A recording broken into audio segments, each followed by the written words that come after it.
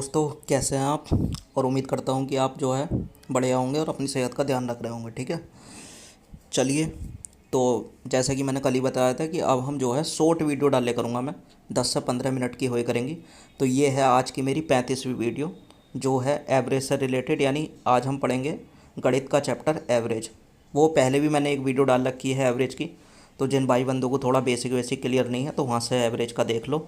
ठीक, तो चलिए हम आज क्वेश्चन करेंगे किस तरीके से। ठीक है, तो चलो। और शॉर्ट वीडियो रह करेगी तो इसमें 5 एक क्वेश्चन कराया करूँगा और जो एक जैसे हुए करेंगे। ठीक है, तो आपके पास जो भी RS अग्रवाल वगैरह की किताब हैं, जो बेसिक किताब है, उनमें देखो और जिस तरीके के मैं क्वेश्चन करा रहा हूँ उस तरीके का क्वेश्चन सोल्व करो। 5 क्वेश्चन रह करेंगे, ज़्यादा नहीं। ठीक है, क्योंकि ज़्यादा बड़ी वीडियो देखना ना तो आपके लिए पॉसिबल है और ना मेरे लिए बनाने के लिए। देखो, बना तो लूँगा मैं, लेकिन यार रिस्पॉन्स तो तुम्हें पता है बहुत गजब मिलता है। ठीक है, इसलिए छोटी वीडियो बना रहा हूँ। ठीक, चलो।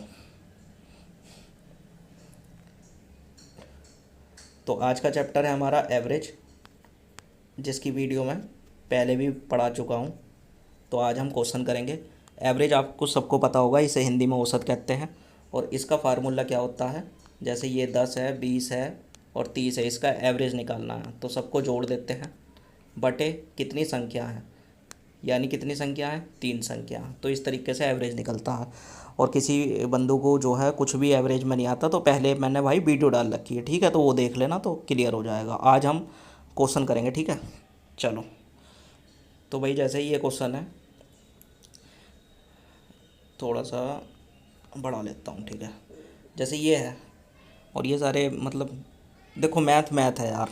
अगर मैथ को भी तुम इस तरीके से देखोगे ना, जैसे तुम्हारा उत्तराखंड DLED है, तो इसमें क्या चीज़ है भाई, जो भी 2 लाइन के क्वेश्चन हो और 3 लाइन के क्वेश्चन हो, 1 लाइन के क्वेश्चन हो, 3 लाइन से ऊपर का कोई भी क्वेश्चन करने की ज़रूरत नहीं है।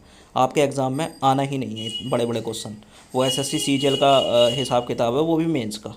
ठीक, तो बेसिक ही होता है। चलिए, जैसे ये है 5 संख्याओं का औसत 32 है।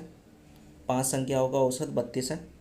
इनमें से एक संख्या छोड़ दिए जाने पर शेष संख्याओं का औसत 30 है। तो वो पूछ रहा है छोड़ी गई संख्या। तो ये वाले जो सवाल मैं बता रहा हूँ ये हैं, कोई संख्या शामिल हो गई, कोई बंदा शामिल हो गया, कोई चला गया, मतलब आया और गया। तो इसको किस टेक्निक से करते हैं तो देख लो। बेसिक बेसिक जाओ यार, भूल। बेसिक बेसिक मतलब ठीक है, लेकिन यार अब समय के साथ साथ जो है चीज़ें चेंज होती रहती हैं। ठीक है, तो चलिए देखिए, 5 संख्याओं का औसत 32 है। तो 5 संख्याओं का औसत कितना है भाई, 32 है। इनमें से एक संख्या छोड़ दिए जाने पर, एक संख्या छोड़ दिए जाने पर मतलब एक संख्या छूट गई है, तो शेष संख्याओं का औसत 30 है। तो एक संख्या छोड़ देंगे, अब संख्या कितनी बची, 4। तो अब औसत कितना हो गया भाई, 30। ठीक है, अब सुनो मेरी बात भाई। ऊपर वाली जो लाइन है, कंपैरिजन करेंगे तो ऊपर वाली लाइन का नीचे वाली लाइन से कंपैरिजन करेंगे कि ये जो 4 है, ये कितना कम है 5 से। तो यार ये कम है 1। और इसमें ना प्लस और माइनस ज़रूर लिखना है। अगर 1 कम है तो प्लस, मतलब तो -1। ठीक है, मतलब चिन्ह के साथ लिखना है। और ये 32 जो है 30 से यहाँ कितना जो है कम हो रहा है औसत, यहाँ हो रहा है 2 कम। ठीक है, तो ये -2 लिख दिया।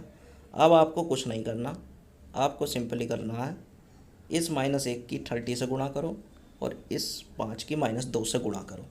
ठीक, बहुत आसान है। आप जब करोगे ना आपको समझ में आ जाएगा, ज़्यादा दिक्कत है ही नहीं। ठीक है, तो 5 दूनी क्या होता है, 5 दूनी 10। इनकी गुणा करनी है, 5 और -2 की गुणा करी तो 5, चलो लिख देता हूँ, 5 गुणा -2 करना है और इन दोनों की गुणा करके ना आपस में जोड़ देना है। ठीक है, तो -1 इंटू 30, -1 इंटू 30। ठीक, तो 5 दूनी कितना आ गया, ये आ गया -10 प्लस -1 इंटू 30 कितना आ गया, -30। तो -10 और -30 कितना आ गया, ये आ गया -40। तो यही आपका हो गया आंसर। तो वो जो संख्या है छोड़ी हुई वो 40 थी। ठीक है, ये आंसर आ गया। आप करोगे बिल्कुल हलवा क्वेश्चन है। ठीक है, इस टेक्निक से करो। अब आप कहोगे कि भाई यो माइनस का मतलब क्या है। यार यो माइनस का मतलब है कि उस छोड़ी हुई संख्या को प्रदर्शित करता है कि यो वही संख्या है जो छोड़ी गई थी। अगर यहाँ +40 आता तो इसका मतलब है कि यो संख्या शामिल हुई थी। तो माइनस और प्लस का मतलब बस यही है कि छोड़ी गई संख्या या शामिल होना। छोड़ना और शामिल होना ही या आना या जाना ही इसका मतलब होता है, और कुछ नहीं है। आंसर 40 हो गया। ठीक, चलिए अगला क्वेश्चन करते हैं। ठीक है भैया, समझ में आ रहा नहीं? देखते रहो, आ जाएगा। एक कक्षा के 24 छात्रों की औसत आयु 14 वर्ष है। भाई 24 छात्रों की औसत आयु 14 वर्ष है। ठीक है, औसत आयु 14 वर्ष है। अध्यापक की आयु भी सम्मिलित किए जाने पर, अब उसमें अध्यापक की आयु और सम्मिलित कर ली। 24 थे छात्र जिनका औसत आयु था 14। अब अध्यापक की आयु भी सम्मिलित किए जाने पर औसत आयु 1 वर्ष बढ़ जाती है। तो जब अध्यापक भी शामिल हुआ तो टोटल बंदे कितने हुए? 25 हो गए। तो औसत आयु 1 वर्ष बढ़ जाती है, यानी औसत हो जाता है 15। ठीक, तो कंपैरिजन करो भाई। औसत यहाँ कितना बढ़ा? यहाँ बढ़ा +1। ठीक, और यहाँ औसत कितना बढ़ा? +1। अब आपको मैंने सिंपल सा बता रखा है साहब, यो वाला जो हो इसकी गुणा इससे करो, और यो वाला जो हो इसकी गुणा इससे करो। तो 24 की 1 से गुणा करेंगे तो 24 ही करना 24, यानी 24 आ गया, प्लस दोनों की गुणा करके जोड़ दो, 15 ही करना 15। ठीक है, तो 5 4 9, ये आ गया 39। ठीक है, तो अब ये किसका? ये 39 आया, प्लस का। तो ये आंसर हो गया। वो पूछ रहा अध्यापक की आयु कितनी है साहब? 39 आयु है। ठीक, तो प्लस का मतलब होता है कि यो शामिल किया गया था। ठीक है, बस इसका ये मतलब होता है। तो 39 आंसर आ गया आपका। चलो अगला देखो। भाई क्वेश्चन ये हुआ है कि 5 संख्याओं का औसत 18 है। लो साहब 18 है। एक संख्या निकाल देने पर, इसमें निकाल दी तो संख्या कितनी बची? 4। तो औसत हो जाता है 16। ठीक है, तो निकाली गई संख्या कौन सी है? ठीक, तो यहाँ 1 कम किया जा रहा है, यहाँ औसत 2 कम हो गया। फिर क्या काम करते हैं साहब?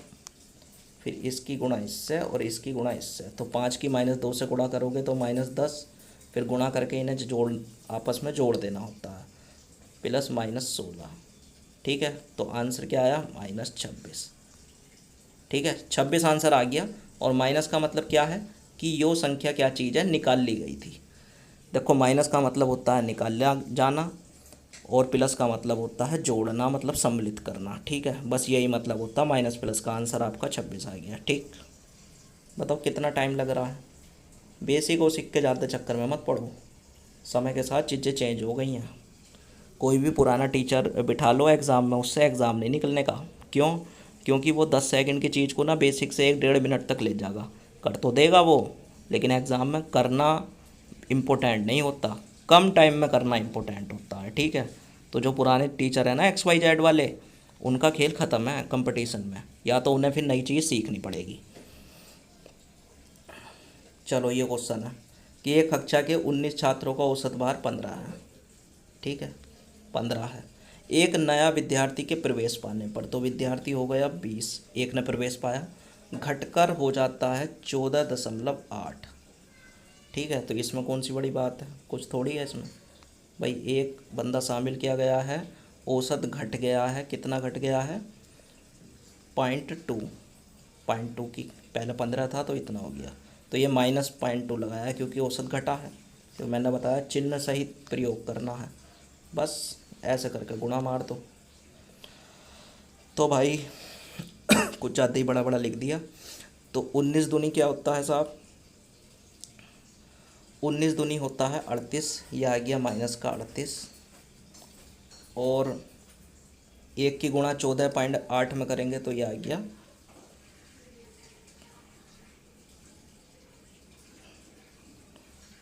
14.19 दूनी 38।